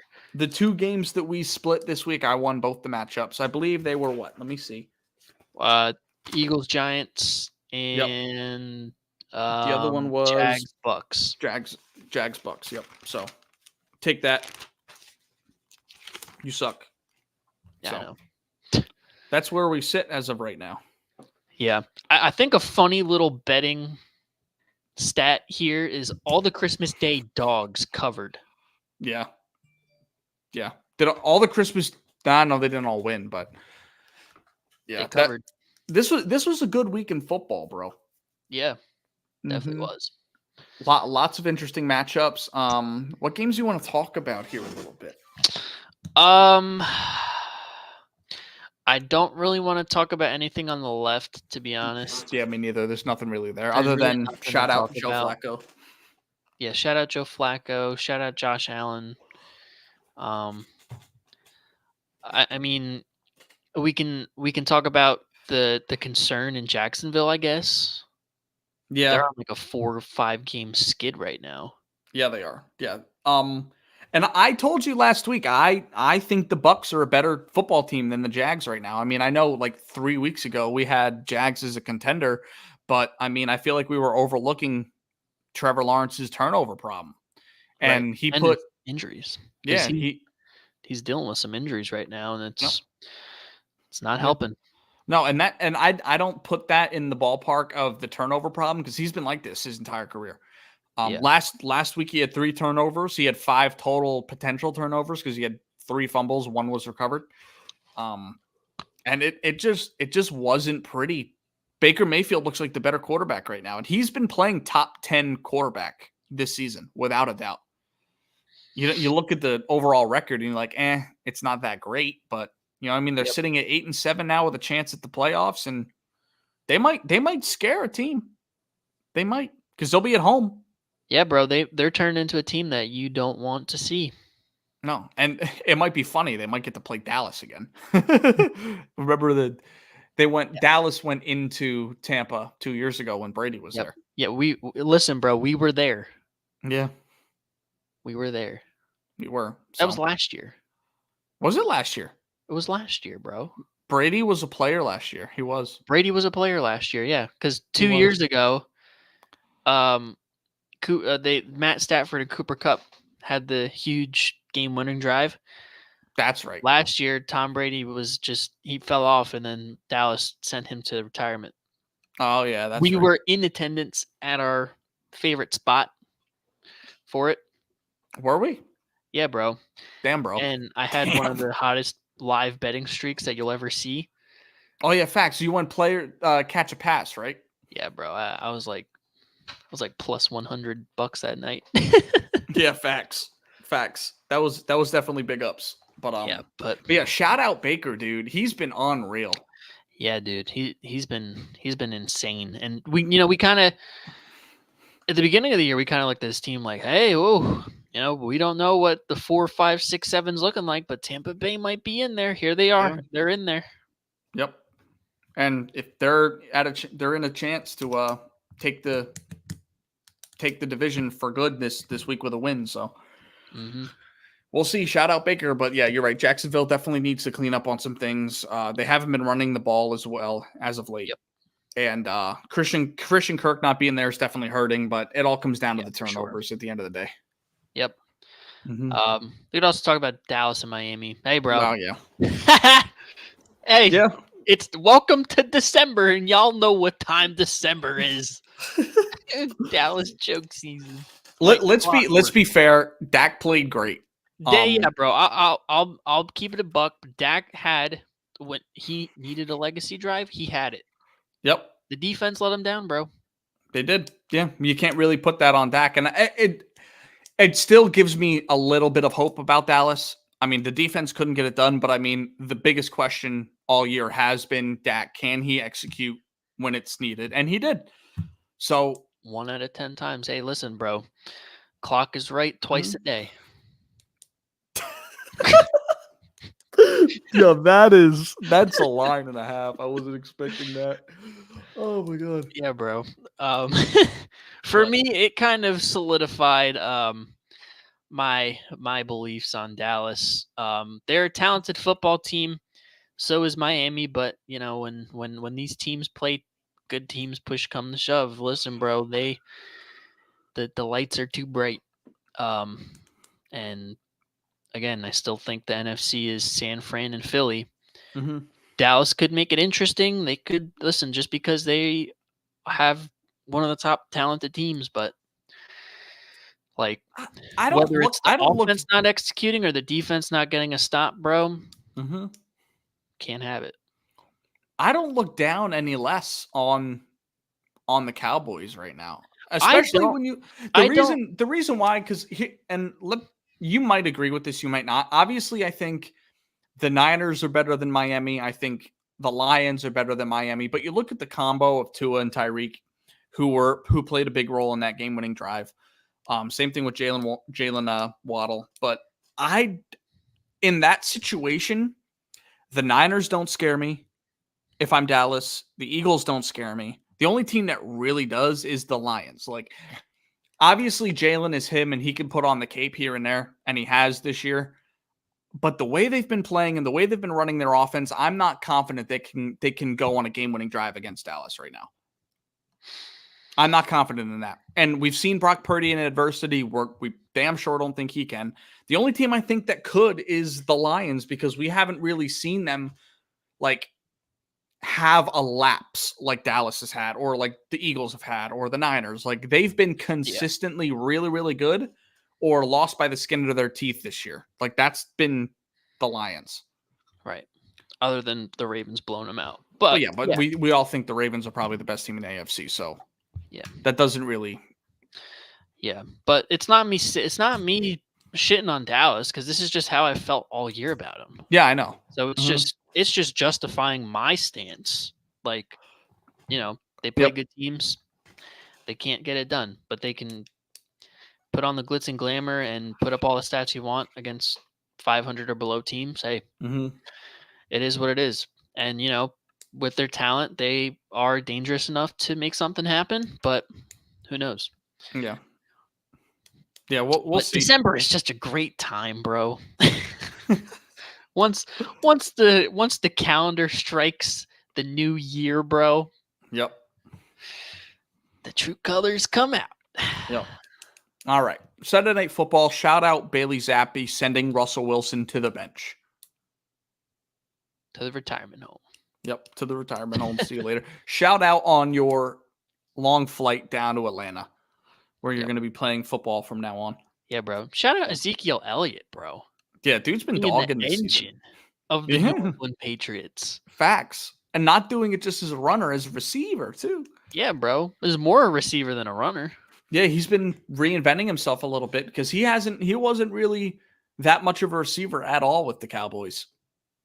I mean, Yeah. he was obviously a threat because he had raw athleticism, but now he's just doing it through technique and sheer will. Yep. Mm-hmm. Not a necessity because they need a guy. Yeah, and he's been doing it really well. So shout out Zeke, bro. Yeah, bro. Mhm. Love to You see can you can give Zeke his flowers now that he's no longer in Dallas. I'm going to, bro, especially because he helped me secure my close victory in fantasy football to advance to the championship over Oh, yours truly. Bro, half a point. We had the biggest certified hood classic. what an all-timer, bro. An Rams, all-time game. Rams, Chiefs, 2019. Oh, like- man. Yeah, bro. 54-51. Yeah, that was disgusting. I Yeah. should have beat you if I adjusted my lineup. If you set your lineup, yeah, you would have beat me because this man had Jamar Chase and Michael Pittman that were out, Mhm. and I still only won by half a point. Yeah, and you were up going into the week. I was up 40. Yeah. Yeah. Man. What sucks too is though that Jamar and Michael Pittman were ruled out last second, so I don't really get a chance. Yeah. I should have done it earlier and be like, well, there's a possibility they don't play, but I don't know. It is what it is. Hey, bro, go win that thing for the family. Hey, we're gonna try like hell, bro. Yep. We're In gonna try my like- work league, I got a championship game to win, so There you go. we'll see, bro. Oh my God, did I not set my lineup for that? I forgot football's going on right now. Football's going on. Do you have any people in this game right now? Well, it don't really matter now, to be honest. Yeah. It don't matter. Let me Yeah, see. bro. Some of these Christmas Day games, the Raiders. Yeah. The Raiders, bro. Yeah, dude. The Raiders beating the brakes big off the Chiefs. They've been a problem. I wouldn't say beating the brakes off of them. They controlled the game Yeah. without a doubt. They scored 2 touchdowns in like 7 seconds off of a fumble and a pick. I don't know what's going on with Kansas City, dude. I don't know if Mahomes is having his like once every 2 years like technique issues. Because we saw like a couple years back, like he had like a nice 6-week stretch. 6-week stretch. They went like 3-3. He was a little wild with the football. Like, I think he's playing skittish because he trusts nobody on that offense right now. Yeah. I'm not even sure he trusts Kelsey right now because Kelsey is not performing. Yeah, bro. It's crazy. And again, we talked about it a couple weeks ago. I mentioned it, the construction of that roster is just questionable. I mean, The defense is they got away with it great. last year. Defense is great. They got a great quarterback. They got a good tight end. Yeah. They don't got receivers. No. And the running game, like they're averaging over 5 yards a carry this season, which is good, but they're just not committing to the run. I think they could be better if they worked off play action with Isaiah Pacheco, but they just don't. And they've got 2 runners that could, you know what I mean? Like they could take more of the load off of the passing game by using more of a dual threat type run style, but they just don't. Yeah, bro. Look, you're preaching to the choir. I say the same thing about the Eagles. Kansas City's in the same boat. Yep. But do you still have faith in Kansas City? Because I do. To be honest, bro, I have more faith in Philadelphia than I do Kansas City. Well, of course you do, because they're your favorite team. No, not only that, but I mean, I've seen Philadelphia make a concerted effort. Granted, we pressured the shit out of them to do it, but I've seen them make a concerted effort to improve. I don't know if I've seen Kansas City do that. Yeah. Yeah, you're probably right. But who knows, dude? Yeah, bro, it's insane. Bro, imagine we're just talking about this and Pat Mahomes AFC Championship don't fucking matter. Yeah, I mean, I'll tell you what. I'll probably pick them to cover every spread in the postseason. Every single one of them. Yeah. So, but yeah, shout out the Raiders, though, getting it done. I didn't put them on my list of destinations for Russell Wilson just because I think Aiden O'Connell showed us a lot. Yeah. I think they're pretty set with him. Mm-hmm. He's a young guy, gives him even more flexibility to build around them. So, Mm-hmm. so yeah. And shout out Antonio Pierce. He's done a phenomenal job coming in. He and has. coaching. I think it's his job next year. Yeah. Did you see his quote he had before the game? No. He said last week, oh, by the way, you should have taken Cleveland for a defensive touchdown. They had a pick 6. I But, was thinking it, bro. I had it on the ticket. I had it on the ticket. But no, he said before the game Joker score yet? Sunday. No, he didn't. He's got 4 for 113 now. Jeez Louise. Yep, in the first quarter. But no, Antonio Pierce before the game, they were talking about the potential head coaching job, and they were like, yeah, you coaching the team looks good on paper, and he goes, my resume isn't on paper, my resume's on grass. And I was like, bro, that's cold. Bar. That is a bar. He's the listen, if I'm Mark Davis, bro, he's the head coach next year. Yeah, bro. That's exactly what you want to hear out of your head coach, bro. I'm giving him the team plane after that. But yeah, He's shout out GM, head coach, head scout, player personnel, bro. He's the whole team. Offensive lineman, defensive lineman, quarterback, wide receiver. Yep. But yeah, shout out Antonio Pierce. Yeah, bro, for sure. Eagles escaped by their chinny chin chin against the New York Giants and Tyrod Taylor. Oh man, dude. How bad were you sweating on that final drive when Tyrod Taylor started putting it together? I was moderately sweating. I wasn't sweating like fuck we're gonna lose this game because I figured we were gonna win because we were up 8, and I'm like, there's no way if they score they're getting 2 points. It's good to get back in the win column. I think this was much needed. Should have won last week. But you know how that shit goes. Like I said earlier, it wasn't pretty throughout, but there was signs of improvement. We just have to be consistent and stick with the things that work. I think we have a bad habit of getting away from what works. I mean, God, whoever is making those first 25 plays that are scripted, why are we not just reusing the script throughout the rest of the game, bro? I don't know. It's just like it's a tale of two halves, I feel like. Like we come out in the first half, we're good.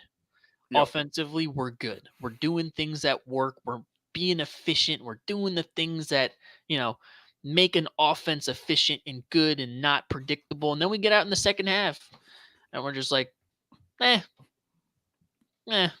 we'll just, run the same couple plays, not do anything crazy. And that's where the frustration lies. I mean, keep doing what works. Keep doing what works. I feel like the defense played a lot better. I mean, granted, it is the New York Giants, but I feel like the defense took a step. They played a lot better. Shout out to the young guys, bro. Keely Ringo, Ben Van Sumeren. Yo. Yep. We got to have a dialogue about James Bradbury when Slay comes back, because Keely Ringo is playing phenomenal ball for a fourth-round rookie. Yeah, for a fourth-round rookie. Yeah. I'm gonna do my best not to shit on the Eagles, but do you know why I don't believe in you guys as a championship contender right now? Why is that? Because your defense can be had more than damn near everybody in the playoff race, both conferences. Yeah. You guys are just letting anybody throw on you. I know, bro. It doesn't matter what combination you have out there. I mean, let's go down the list.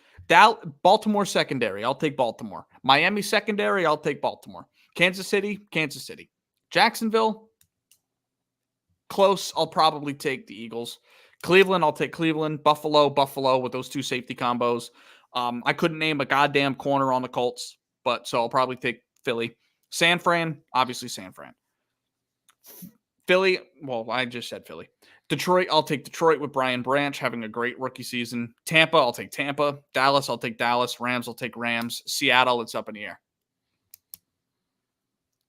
Do you have maybe the second or third worst secondary in the playoffs right now, as it sits? Yeah. And that's not good, especially against some of the quarterbacks you got to play. You got to play Dak. You got to play Jared Goff. I mean, those are names that we laugh at, but these are guys that can throw it all over the yard. Yep. Baker's having a hell of a year. He's just going to keep on moving. And then if you guys just so happen to make it to the Super Bowl, you're not stopping Tua for damn sure. You're not stopping Lamar. We already stopped Tua. We can stop him again. Where'd you Lamar, stop him? Lamar, I don't know. That's going to be tough. We do struggle with mobile quarterbacks, so we'll have to see. I feel like we played a lot better this week than we have in recent weeks. Granted, again, it's the New York Giants, but still, we saw with a lot their better third things. String quarterback. We saw a lot better things, and bro, when Slade comes back, Maddox is full participant in practice. He might come back this week. Like, we're getting the guys in the secondary healthy that should have been here. My thing is, you were getting had in the secondary even with Slay. Maddox might change some things, but I think Maddox will change some things. It's more of a coaching thing than, and I keep going back to it's just the same players. It's more of a scheme thing. But I don't know if that's going to change. Like, I mean, at some point you have to accept you are who you are. We're in week 17. I think we go as the offense goes. You know what I mean? I feel like we're going to be playing a little bit better, but I think if the offense is taking a lot of the pressure off the defense to get to force stops and generate like offense for us, then I feel like they're going to play a little bit better. And we're getting some guys healthy back, like just in time. You are. So I think things are looking a little bit more up. I'm not saying we're all the way back, but I think things are looking a little bit better than they were 2 weeks ago. Yeah, I don't know. The only team that I believe in that can like change some things or improve at this point in the season is Kansas City, just because of the coach and quarterback. They're the only team that I believe in that can improve. But like, we're in week 17, bro. You are who you are. Your secondary can be had, and you've got a lot of offenses to go through to make that run. Yeah. So we go as our offense goes, and if they can't go, I mean, we've seen it. If our offense can't go, then now if you guys can suppress the run like you've seen at times this season, I think you're okay. Yeah, because it takes stopping the run in some ways also stops the pass. We did a good job of stopping the run. You did last week. Granted, there were times where Saquon Barkley had us, but for the most part, we did a good job. And a talent like Saquon's going to reel off a few. But I mean, I feel like kind of getting the confidence right. We're kind of getting the X's and O's tilted out. This is kind of like if you think about it, this is kind of the preseason. We can use this as like preseason to kind of work out what works. That is the wildest statement I've ever heard in my entire life. Bro said think about it, bro. We're in the listen. Hear me out, bro. We're in the playoffs. I mean, granted, we're going for the number 1 seed, but we're in the playoffs. We got 2 gimme games. I don't know about that. We got 2 suspect opponents. Bro, you almost got beat by Tyrod Taylor at home. I'm not sure these are games that you're just going to have. These are games that we can get right. And, we build that confidence going in the playoffs, bro. Look at the back half of if we don't get the 1 seed, look at the back half of that fucking NFC bracket. Like, we'll probably match up against like the Packers or something. That's food. Listen, I love your positivity. I love it, bro. Hear me out, bro. No, we're not doing this. I'm not gonna let you sit up here and make a fool of yourself, okay? You've been saying the same thing since week 1. Well, if we just do this, bro. I don't know why they don't listen to me, because if we did do it, we'd be good.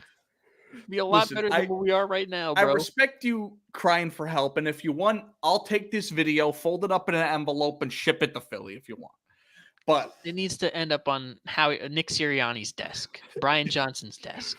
But I'm sorry, bro. I don't need to call something else other than a bubble screen, 4 verts on a cover 0, and quarterback draw. Just can't have it.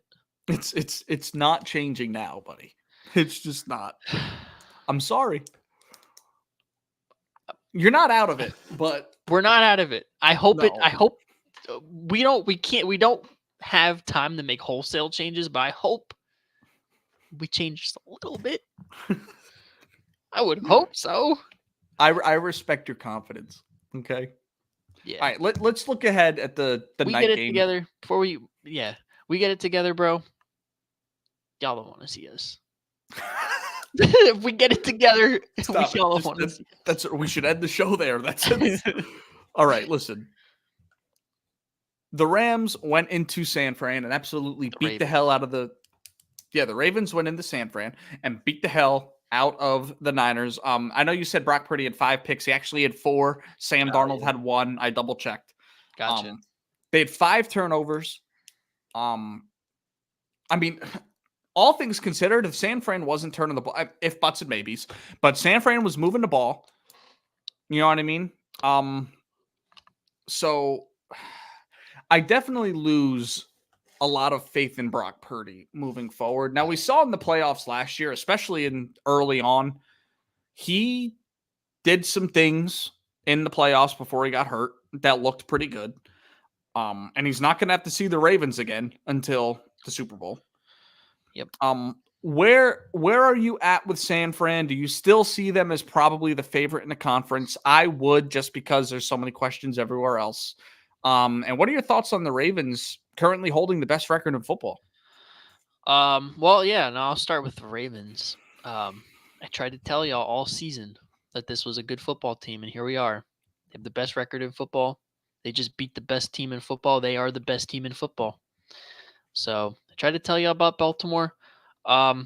San Fran, I guess they're still the favorite. They have the least question marks, but they do have question marks. Yep. Again, I tried to tell you all about Brock Purdy. Stats are cool. They're not designed to play from behind. This is not a team designed to come back. They're designed like the Dallas Cowboys are, or even the Eagles at times, to get a lead, jump out on you, unleash the dogs, get sacks, control the time with the run game. Yeah. Once you go down, is food. Yep. And we saw that. This team goes as Christian McCaffrey goes, and when you stop Christian McCaffrey, it's tough. It's tough for them to get going. My thing is, I don't feel like they stopped Christian McCaffrey. He still ran for 104, had 6 catches for 30 yards, so he still played a good game. It was the turnovers, and I don't know exactly how to feel about it. And you may have a different opinion, but I'm leaning both sides of the fence where Brock Purdy throwing 4 picks is clearly an outlier, obviously, based off of the track record. Mm-hmm. So I don't know if I should still believe in him or if I shouldn't, just because, listen, it was a tough opponent. He threw a lot of picks. So is it an outlier or is it foreshadowing for what we could see in a close game in the playoffs? Because to me, it doesn't make any sense to me, to be honest. That's where I sit with it. Yeah, I don't know, bro. I want to believe in Brock Purdy because the story's great. And I think the Niners are good for football. That 3-headed, now 4-headed monster with Detroit running towards the NFC title, I love it. Yep. But I don't know. I don't know. You got to question it too, because we saw him go out. Like I said earlier, he went out with the stinger. Sam Darnold came in, and it's like offense never lost a beat. Mm-hmm. So again, you got to question, like, is it him? Is it the system, or is it the quarterback? Well, and you know what's difficult? Like, we need to see another quarterback that we know is bad in there for an extended period of time. Like, Sam Darnold didn't come in for that long. It was half a game. We've seen Sam Darnold play great and win games before. Sam Darnold's a bad quarterback. Well, we've seen him play great. He started 3-0 with the Panthers one year and had like 140 passer rating through 3 games. So, we've seen him play well for short periods of time. But yeah, dude, that blows the NFC out of whack for me because there's 4 teams I Yep. could see in the NFC Championship game, maybe 5 because I'm leaning towards the Rams too. Yeah. We'll see. We'll definitely Mhm. see. It's going to be interesting for sure. But I mean, I guess they're still the favorite. I think they should be. I still think it's San Fran, Philly, Dallas, Detroit. Yeah. I'm leaning towards San Fran, Dallas, Detroit, Philly. I know you are. You want to see our downfall. No, it's not that I want to see the downfall. It's just cool. and It's no, cool. I'm being See how that serious. Like sounds, it's bro. not that I want to see the downfall because I like to watch you suffer and I'm tired of you constantly howling me about the Eagles, sending me shit about Keely Ringo that I don't care about on Twitter. But it's not so much that. It's just we see week in and week out, we come on this program and we say, Jesus Christ, the Eagles just barely won that game. They did not deserve to win that game. They've deserved to win maybe 5 games this year. But here we are. Here we are. Here we are. No, I can't fault us for winning, bro. no, but you The should agree. With, problems, like the problems are there, but you should agree with. I don't know how you don't agree with me. They have the most problems out of those 4 teams. Their offensive play calling is questionable. They can be had on defense. They're not generating the sack numbers that they were last year. The turnover differential. We could go on and on and on. The best, most consistent, go Burr. the most consistent portion of your team has been Jake Elliott on the field. That's true, bro. He should be a first team All Pro kicker. I don't know, bro. Nah. I don't know, bro. That no shot. Dallas kicker. Yeah. All right. Oh, He's been dogging, bro. he has been dogging. Yep. But we'll see. I ain't giving that to a rookie though. But I'm yeah, not. bro. I mean, this is a team that if we iron out at least half of whatever is going on. No, I'm serious, bro. Listen, I know. Like they could be a dangerous team in the playoffs. But you know what? I don't deal in if, buts, and maybes. Well, that's why we're going to see absolutes through the last 2 weeks if we can iron them out. I deal with and if we get to the playoffs and we're still sitting here like, oh boy, Brian Johnson's still having atrocious play calling and we can't generate offense and the defense just let Kyler Murray run for 125 yards and throw for 303 tuds. We'll see, bro. Jonathan Gannon revenge game? Nah, bro. This is a revenge game for us, bro. He costed us a ring.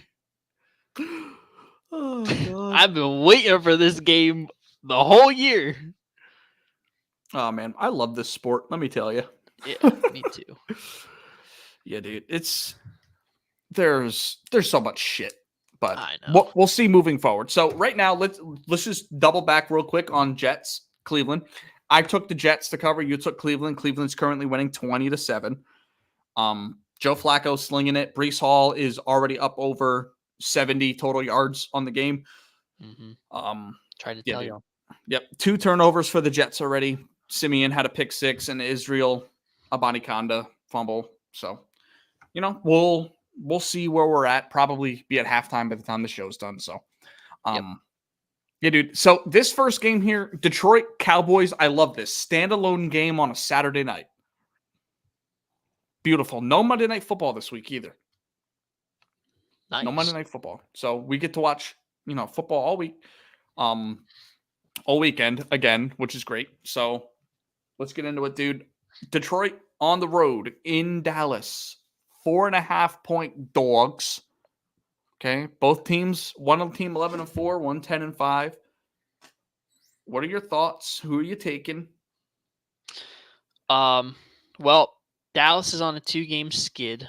Granted, they played on the road. Two good teams in Buffalo and Miami. Detroit has been doing Detroit things. This is I would say probably a foreshadowing of a playoff matchup. NFC Championship game. maybe. That's a lot of hope. But I'm going to take Dallas at home to rebound. I Yep. think the ridiculous stat of them home versus away is telling. They're on a 2-game skid. They're probably locked in for a playoff spot, but they're still in the hunt for the 1 seed. Mm-hmm. And they're going to be playing big time ball. Not that Detroit isn't going to, but it's a tough place to play in Jerry World. They're a different team, so Yeah. I like them to bounce back. Agreed. I'm taking Dallas as well. Dallas off of a loss. This is including their off of a loss. They win. Their point differential is an average of 18 points. That includes a 2-point loss in that. So, which is nuts. I believe it's in the last 9 losses, which begins last year. They win by an average of 18 after losses, which is just outrageous. And they're at home. Jared Goff in a dome. You never know. But it's not his dome. It's not his dome. Yeah. Jerry likes dome. What was that controversy he had a few years ago? Wasn't he getting domed by somebody? He's getting dome from a lot of people, a lot of somebodies. Wasn't he getting dome in not a massage parlor? That's number 4, right? No, wasn't it a masseuse? They gave him You're thinking of Robert Kraft. Oh yeah, that's right. Yeah. Shout out Robert Kraft. There were just some videos, some photos on social media surfacing of Jerry Jones and some lady where she was down below the belt, and then he was playing with some stress balls. So, hey, anything in Jerry's dome. You know what I'm saying? Listen, if I had that amount of money, shit. But that's a conversation for a later time, bro. After hours, bro. Yep. Me and my girl in Jerry's dome. My dome. Pause. You know what? Okay. Moving on. All right. Miami Dolphins going into Baltimore to take on the Ravens. They refuse to flex this game into Sunday. That's Sunday night. Horseshit. Yep. I'm sure this is going to be shown on the 1:00 time slate. God, I hope so. I do too. I don't want to be watching Titans Houston. Yeah, no, I don't. Ravens are 3.5 point favorites at home, coming off of probably the biggest win of the year. And Miami also coming off a win. I'm taking Baltimore here. Reason being, they just beat the best team in football, dominated them. They've been unbelievable at home. This is one of those matchups where you look at speed versus power, and we've seen Miami earlier in the year go up against a speed versus power matchup and lose in the Philadelphia Eagles. I think you see the same thing with Baltimore here. That defense is going to stop the run. Tyreek Hill might do his thing, but with Jalen Waddle probably out for this one, it's going to be tough for them to set the tone, I think. So give me Baltimore. Yeah, I agree. Miami against good teams has been bad all year. They just barely got a good win against Dallas. It was at home, but the Ravens are on a tear right now, and that secondary I think can slow down Tua and Tyreek just enough. Tyreek's still a little banged up. He didn't really play as well as we thought he would last week, coming off of an injury. Yeah. So, yeah, with that being said, I think I'll take Baltimore as well. Yeah, bro. Next game, divisional matchup. Bills at home against the New England Patriots. Bills are favored by 2 touchdowns. Yep. Is Bailey Zappi starting for the Patriots? I would bet money on it. I'm taking Buffalo.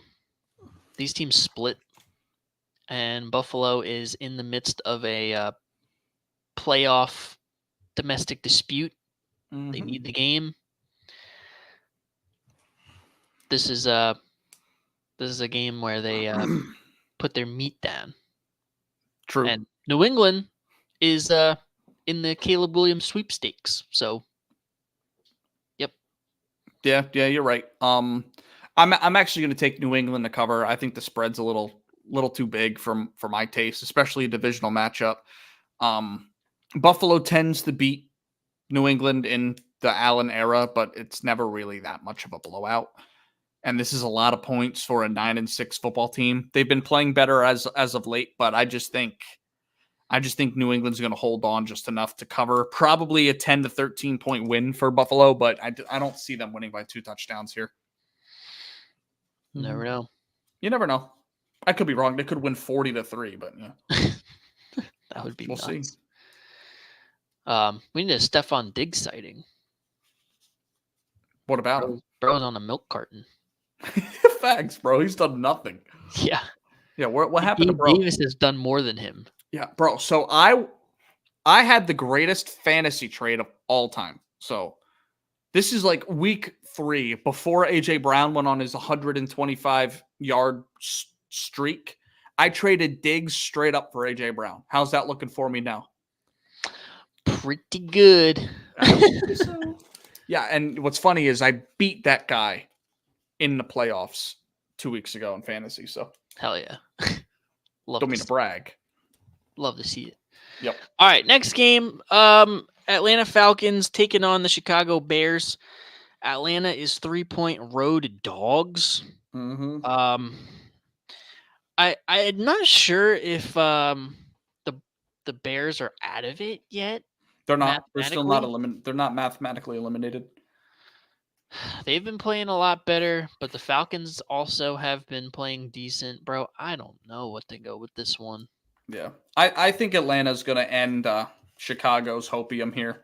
I mean, Chicago. Would it be nice for them to make the playoffs and have the number 1 pick? Sure, they're not good enough. And the more Justin Fields loses, the better for them in the Caleb Williams,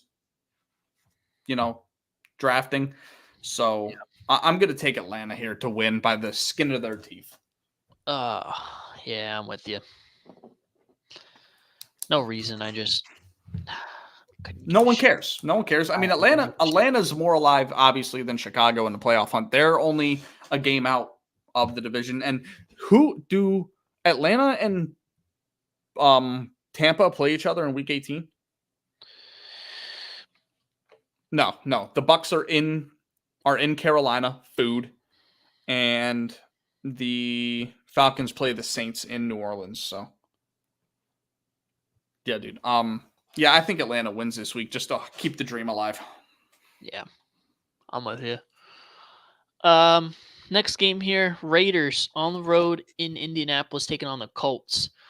Colts are 3.5-point home favorites. I believe they're getting Michael Pittman back. Yeah, they should be. He was like game time decision last week, so I imagine he plays. We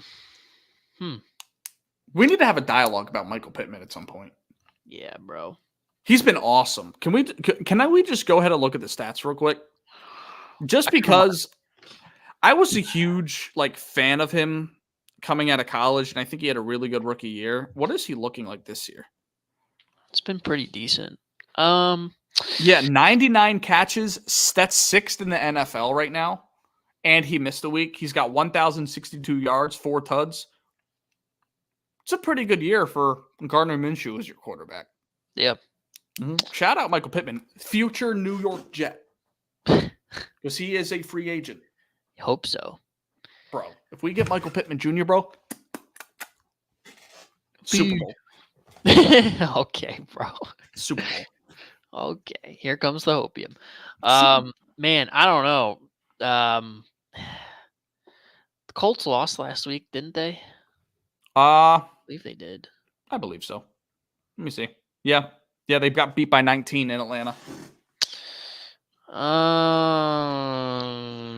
I think this is tough because I can totally see both of these teams winning here.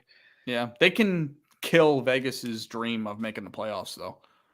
Yeah, but Vegas has been one of the most dangerous teams as of late. Let's pump the brakes. Well, I don't want to call them Chiefs, dangerous. They've been a tad frisky. they're They've definitely been a little frisky. handsy. They're like your drunk uncle at Christmas. You know what I mean? I'm going with the drunk uncle here. Give me the They're doing Raiders. just doing a little too much. Give me the Raiders. Yeah, I'm with you on that. I'm gonna take the Raiders too. I could see them losing this game still and covering, but yeah, I'll ride with you on that. Pause. Oh man, Jacksonville. Next question. Yep.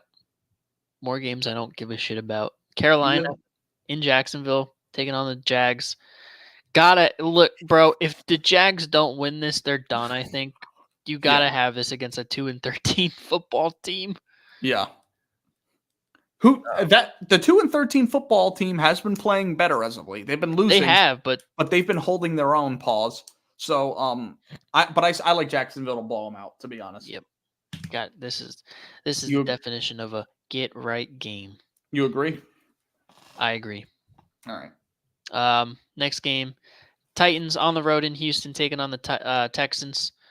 Texans are 4.5-point home favorites. I'm taking Houston. They're getting CJ Stroud back.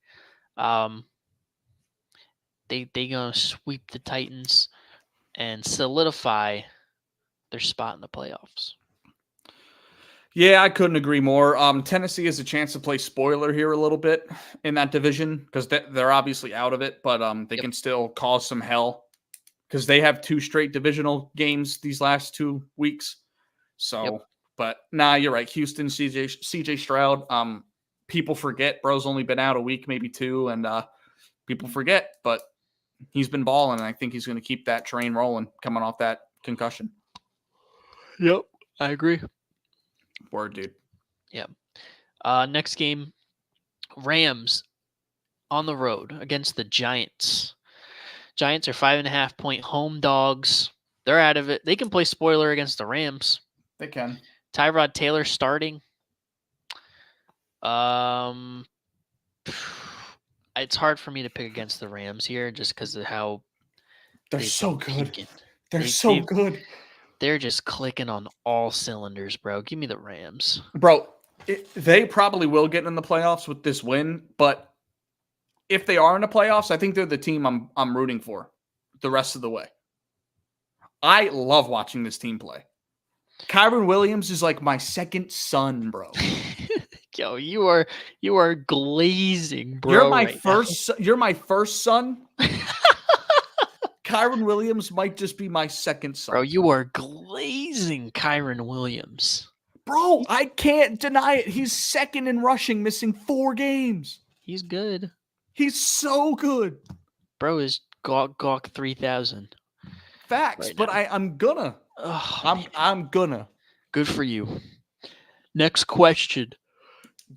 Eagles at home against the Arizona Cardinals. The Jonathan Gannon revenge game. For the Eagles. Yep. Not for him. For us. Eagles 10.5-point favorites at home. I don't know what to think. To be honest, I don't know what to think about this spread. Yeah. I'd like to say we're gonna cover, but at the same time, like I could see us winning by like 6. Yeah, you guys aren't good enough to win by 11, so I'm taking Arizona to cover. I think you'll win, but Arizona will cover here. You know what? Fuck you, Jonathan Gannon. We're winning by 30.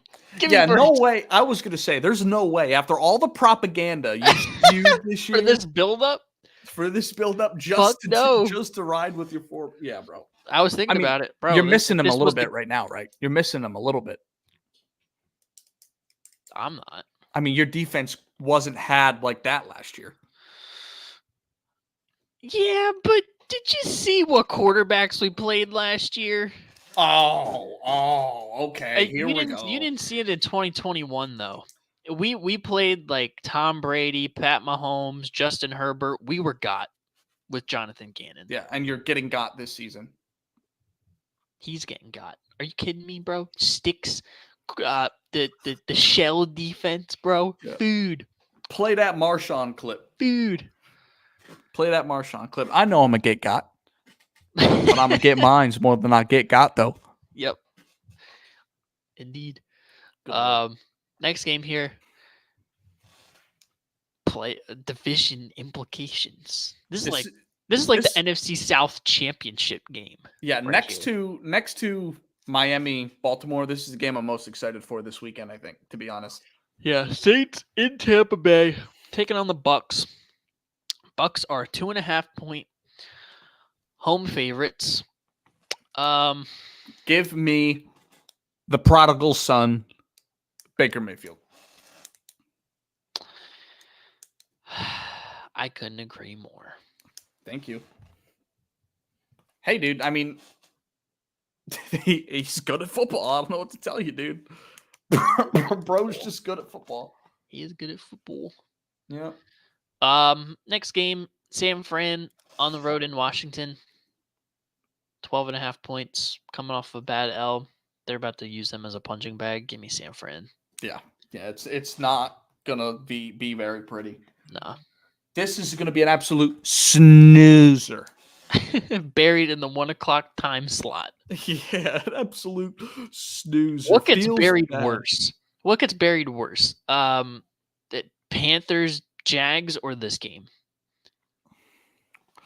No, I don't feel like Panthers Jags gets buried that much because of the implications. Like I could see oh man. Honestly, this game the most, to be honest. This game will be the one that gets buried the most. Honest, Yep. or Buffalo, New England. Yeah. Mm-hmm. All right. Seahawks at home against the Pittsburgh Steelers. Seattle, 3.5-point home favorite. They're coming off of a win. Another big implication. I think they keep the win train going and all but end the hopes and dreams of the Steelers. Give me Seattle.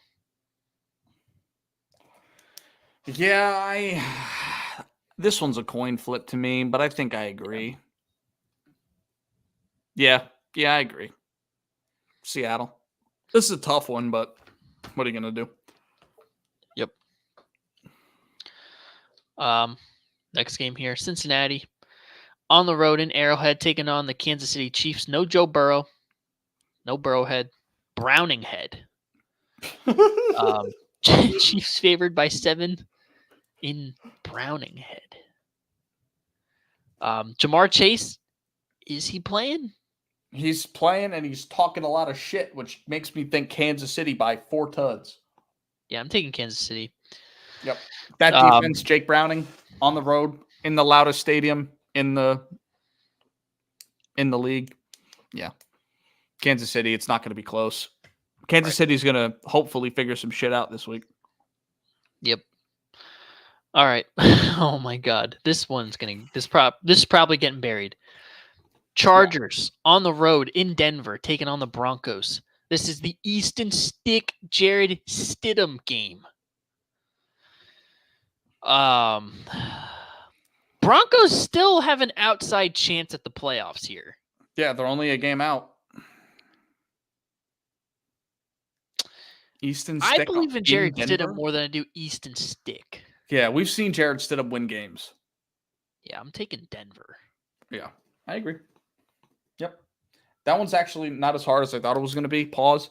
But yep. Yeah, I like Denver here. Jared Stidham going to put some work in. Yep. Even if Keenan Allen's coming back, I don't think it's enough. No. But yeah. And finally, Sunday Night Football. Interesting game for playoff implications. Every game. Packers on the road in Minnesota taking on the Vikings. This is a coin flip. 1.5. Yep. Jordan Love going into Nick Mullins. No. Nick Mullins is not starting. It's a different guy. I forget who. Let me look. What's the brother's name? It's a different guy. Who? What is bro's name? Jaren Hall. Ah, yeah, Green Bay. I'll take Green Yeah. Bay. I know who Jared Hall is. I'll take. Actually, no. We have no idea who he is. Yeah, bro. I don't know. Could he, with no film, do what a lot of other quarterbacks are doing and get a win at home with Jetta and Jordan Addison? Let's read this. Yeah. Rookie Jaron Hall will take the field as QB1 this Sunday, per Tom Pelissero and Ian Rappaport. Hall has seen brief action in 2023, starting Minnesota's first game without Kirk Cousins in Week 9 against Atlanta, completing 5 of 6 for 78 yards before exiting due to a concussion. Hall's departure forced Josh Dobbs into the lineup, where he enjoyed instant success, took the starting job. Since the switch to Mullins, Hall is the backup. And after 4 interceptions in Week 16, he considered other options and ultimately gave him a second shot. We have to maintain possession of the football. O'Connell told reporters the turnover margin has been well talked about all season. I just felt like at this time, giving Jaron a full week and a clear-cut mindset on the game plan was best. It's a fifth-round pick out of BYU. Started 2021-2022 for 3,171 yards, 31 touchdowns in his last season. Showed potential in preseason.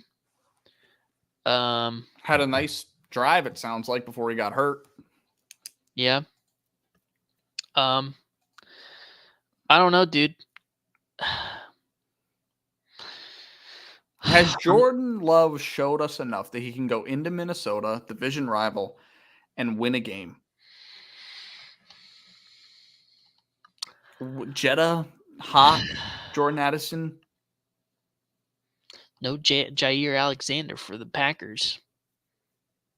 Oh, yeah. That is the best suspension I've ever seen. Bro said, fuck y'all, I'm going out for the coin toss. For real. Hey, listen, this is where I'm from. City. I'm in my home city. Yeah, this is where I'm from. I'll tell you what, if it were Nick Mullins, I'm taking Green Bay. Yeah. I don't know, dude. Do we go with the absolutes that we know in Jordan Love or the if, buts, and maybes in Jaron Hall? It's about what's around the quarterbacks for me. Yeah. I mean, Jordan Love has had a full year, and they're still in the punt, and they've played relatively well. The Vikings, I don't know. I'm gonna go with Green Bay. I'm taking the absolute. Yeah, I think I'll ride that with you. It's just too many question marks, too many if, buts, and maybes over there in Minnesota. If he would have played like a full game earlier in the year and we could have gone back, look at the film, or have any idea that he existed, then I probably would have taken him. But yeah, I think Green Bay can go in there and win. If they were in Green Bay, I'd have no question about it. Yeah, but I think the Vikings actually beat them already. Yeah, probably. All right, yeah. If I'm not mistaken. Yeah, let's roll Green Bay, I guess. Jordan Love in primetime. There you go. Is Jordan Love a guy? Yeah, facts. So, yeah, I guess that works. Green Bay. Yeah, Green Bay. This all right. This week has potential to go really bad or really good. Uh-huh. Mm-hmm. All right. Locks of the week. Mine. They're all right. Drinking in. Kansas City -7 against the Bengals. They've been on a skid. They got to get right. They're in fights for playoff seeding. I feel like the Linsanity run for Jake Browning is coming to a close here, and this loss here would just cement it. So, yeah, give me Kansas City. Other team, the Texans at -4.5, getting C.J. Stroud back. They were in a domestic dispute with Case Keenum last time they played this team. Getting C.J. Stroud back, I feel like they're going to be a lot better. So, give me the Texans. And then my lock of the week, San Francisco -12.5 at Washington after coming off of an ass beating. They're pissed. Washington is getting their ass put on the fireplace. They might lose 42-7. I Yeah. can see it. I can see Granted, it too. Jacoby Brissett's playing, so maybe it's like 35-17. 35-10. Yeah. 35-17 or something. Still don't matter. Mm-hmm. Yeah, I like your picks. I believe I did pick all those games the same as you did, so clearly I like it quite a bit. Public service announcement before we talk about my picks. The Detroit Pistons, who have currently lost 27 straight games, are down 101 to 100 to 101 in Boston with 2 minutes left. They have a chance to break it here. Break the losing record. Cade Cunningham having a day. Bojan Bogdanovic having a day. We'll see. I'll try to keep these picks moving a little bit so we can see if they fix this situation they've got going on. Nope. Celtics just hit a 3. All right. Oh, parlay dead. Browns up Piston- 34-14. Yep. Pistons dream dead. Parlay dead. It's just not looking good out here. All dead. Nope. All right. My picks of the week, lock and roll, baby. I have the Rams -5.5 going into New York. I think the Rams are the hottest team in football right now. That three-headed monster of Puka, Cooper, and Kyron are, some could call it the 3 Ks. Someone Yo. you could call, you got Puka, Oh, man. Cooper. Oh, dude. Yeah, but You we did won't not go just- there. You did But we not won't- just go there. We won't go there. You did. You did. I didn't say it. You just said they were the KKK boys. I didn't say that. You said it. You I didn't said say the it. 3Ks. But listen, those boys, alongside Matt Stafford, who is having an They are outstanding, killing the competition. yeah, they're dominating. They're having their way. They're Yeah, hanging points. they, yeah, they are. Let's move on before we get arrested. All right, Baltimore Ravens at home. I have the -3.5 against the Dolphins. Again, I'm not super confident in this pick, but it's a lock of mine, so it's gonna hit. They usually do. So I like Baltimore at home against Miami, a team that can't really win on the road against good teams. And then lastly, the Baker Mayfield propaganda continues at home. They clinched the division. -2.5 point favorites at home against New Orleans. New Orleans is still alive, so they might put up some fight, but I like Baker, who has been a top 10 quarterback in the NFL this season, to finish strong. Yeah. Hey, bro, listen, I like all of our picks. Mhm. Honestly, might go put this on a parlay on FanDuel right now. This video is sponsored by FanDuel. Click our link in the description below. Yeah, right. Yeah. I wish. Just FanDuel, give us your money. I think your little nickname for the Rams boys is probably the craziest one that I've heard, other than what I said for Ricks and Ringo on Twitter. Yeah, that was a good one. Yeah, we're not gonna get into that, but Hard R's. no, we're not. We're not gonna discuss that on the internet. Yep. We got somebody watching traumatized right now. Yeah, But we're getting canceled. This Why- isn't- how, this how do we isn't, have an audience? this isn't a Shane Gillis stand up. This is this is a family show. Yeah. So listen, I guys. apologize for my conduct. I understand. Honestly, you're suspended. You have a 1-show suspension pending. It's got to pass through league office. But anyways, guys, it's been the Day One podcast. All right. Make sure you like, comment, subscribe. Definitely comment, especially whether you're on YouTube. You can shoot us a DM on Facebook if you want, or on Twitter, wherever you're at. Let us know what you want us to do next on the show. If you have a segment in mind, if you want us to talk about your team, maybe do a breakdown, whatever you want, let us know, because we want to get some more input from you guys on what you want us to do on the show. So yes, make sure you do that and put on post notifications, because Saturday we are posting a video in depth breaking down the Denver and Russ situation, because there's a lot to unpack there. But for now, make sure you tell a friend to tell a friend. Whether you're on a boat, bus, or plane, you can get the Day One podcast content anywhere. So don't be a bitch. You understand? Okay, You Dad. understand? Yeah. Don't be a loser. Okay. Don't do that. Don't be a snoozer. Don't be a snoozer. Go over to your friend's house if they've got internet. If you don't have internet, you know what I mean? If you're in like what kind of households don't have internet? I don't want to say poor because that's wrong. What's a different kind of Like a dirt hut in Africa. Yeah, if you live in a They don't dirt have hut, if you live in a dirt hut, you don't have internet, just take a plane to somewhere, walk somewhere that's got some Ride an elephant. whatever you got to do. Next closest tribe with. And it's not just Africa. There's people out there in like the desert in Nevada that probably don't have internet. You know what I mean? You can watch Day One podcast anywhere. So make sure you do so. All right. Thank you guys so much for watching. I'm Kyle. That's Anthony. See you later. Peace.